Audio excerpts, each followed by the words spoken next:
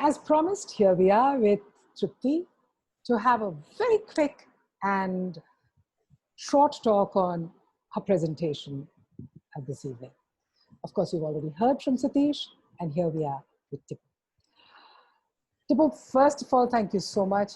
Totally, absolutely loved your rendition of Nimuzuchi. It's been so long. And one of the first things that I wanted to ask you was, this was, if I remember, your first Kshetragya Padam. So how about taking us quickly through this, through how it, felt? How was this experience? Yes, it was, of course, our final year in Kalakshetra, and Kshetriya Padam, as we all know, is a part of our syllabus for the 4 years that we do our graduation. So this was our first Kshetriya Padam, of course. There's only one Padam that is taught during the course of those 4 years, one Kshatriya Padam.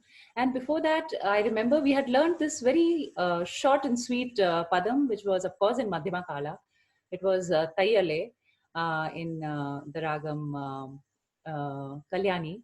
And when we were learning that, because we had already learned Kirtanam and we had learned Varnam, so it didn't seem very difficult in terms of learning it because of the kala and because it was short. And then there were so many movements interspersed with the abhinaya. So, and there was also a tattamitta. So it didn't seem very difficult. Only thing was, it was Nayaka oriented, which was very different from the usual padams of it then. But when something like Kshetriya Padam came forth, and we had before that just seen Manchi Dinamu. We were not really exposed to Kshetriya Padams in the sense that we had watched or we had seen. So this was, of course, Jaya teacher was our class teacher, Jaya teacher and Vijayaka. And we were 10 of us in the class, and usually we used to have a combined class, because right from the 3rd year, when we learned this very special Varnam, the Sri Ranjini Varnam, which was part of one of our seniors, Arangetram, Vali Subaya's Arangetram, and ours was the first batch to learn it. So that was also very special with Jaya teacher for us. And then this Padam, which was quite heavy, I felt at that time when we were still teenagers. We had just been dancing for 3 years, and so then it was, I felt, was more of an imitation of what we saw, trying to make something out of that poetry which was so seeped in Karun Ras, and of course the raga behind it, the Punnagavarali Raga, which was again Karun Ras Pradhan Raga. So everything was, there was so much of depth. The lyrics were so beautiful. Then I think it was more of an imitation. We were trying to look around, and we saw these great doyens of Kalakshetra. There was Krishnamanyaka, there was Janardhanan sir, there was Balagopalan sir, there was Sharda teacher, and everybody, and Jaya teacher as our class teacher. So for us, it was more of trying to imbibe, okay, maybe this would suit for this, and going to the mirror cottage, trying to see ourselves, whether we are able to make anything out of this Padam. So that's how it was. And one more very special thing which is associated with this Padam, which I would like to, since I've got this opportunity to speak about this Padam, in the last 33 years back, I had learned this Padam 33 years back. So I have never been able to perform it. One reason could be because I didn't have recorded music. I had only Manchi Dinamu. And I was dependent on this music throughout when I was in Dubai. So that could be one reason, but that reason I feel has made this experience today of performing it so much more special for me. Because after I learned it, even in the final year, when this thing had come up, okay, who will do this Padam?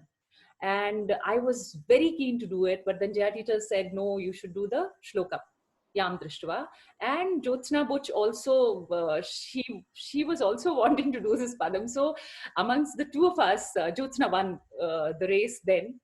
And it had to be this way for me, I feel.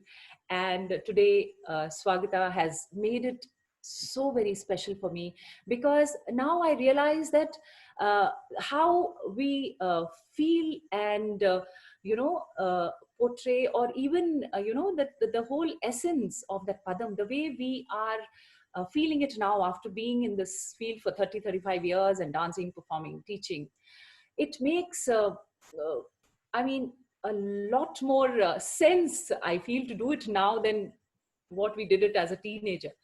So I really enjoyed performing it today, Swagata. Thanks so much for thinking of me doing this padam for your Kinkini Twani YouTube channel. And I'm very, very, they say I'm Tripti Ayirkaniki. My Feeling humble pranams to Jaya teacher today, and of course Vijay Akka. We very fondly remember her. She's no more with us. So all those years, those 2 years with Jaya teacher and Vijay Akka were very special, because we learned so many beautiful things. And first Varnam we learned there, first Chitraya Padam we learned there. So I just went back to my third and fourth year when I was doing it today. I Thank said, I said for us also the feeling was totally mutual, I think. For us also, Triptiya Irkom. Well, one of the things you said was that in all these years, you've never been able to do this padam. One, of course, the reason is that you did not have the music, but you have done live shows also. you. Yes. Do you think that somehow the relevance of Kshetriya Padams have uh, shifted out of normal performance arenas? Uh, I have strongly felt that dancers don't perform these padams, but I have also found that every time, and my students have performed, I have performed. For me, doing Kshetriya Padams is almost like an imperative in a show. I've always found that the audience really, really enjoys it. Uh, Yes. so, do you think that maybe we are overthinking it when we say, no, the audience may not understand, or it's too slow, or it's, uh, it just isn't what we can present in today's world? Yes, I feel about it very strongly. I think it is what you wish to give will be received. That's what I've always felt, even in the performances. But I think now one hitch, or whatever, how you can put it, is the time frame of the performance which is given to each dancer these days. I think that is taking away the Kshetriya Padams. So I feel that there should be, like, there was one organizer here, she had just done Padams in Javli. So if we can, actually do something like that, we will be able to, first of all, we will be able to let people know that this performance is going to be only Padams or only Javlis.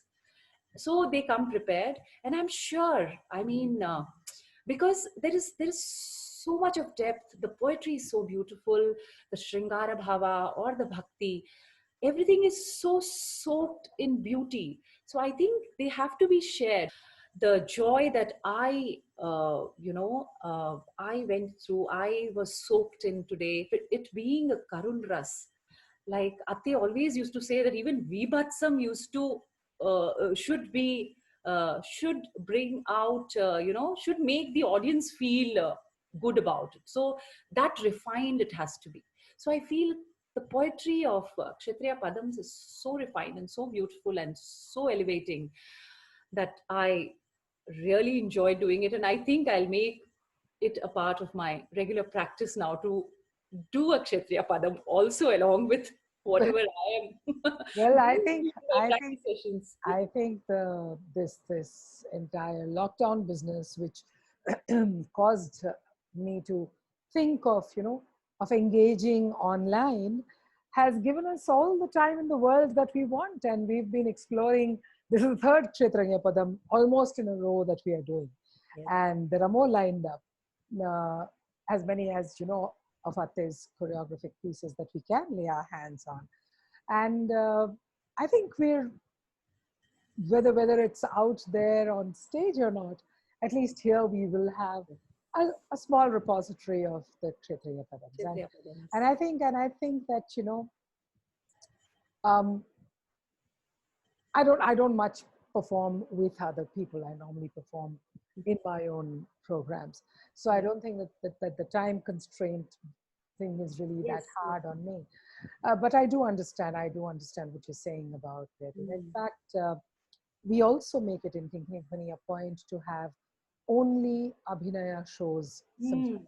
Yes. Just do Abhinaya pieces. Really. They don't all have to be padams, you know, but you can have different genres of Abhinaya, but it is an interesting evening that we put together without following a margam, so to speak. Yes. Sometimes we explore the Naika, sometimes we explore the Navarasa, sometimes we explore a certain, a flow of thought. And it has always been extremely enriching. Today, we're really running short of time because your padam was almost 20 minutes. Now, people have varnams today. Yes, 20 minutes. Which are shorter. Yeah. Which are shorter. 15 minutes, 18 minutes, and they're done.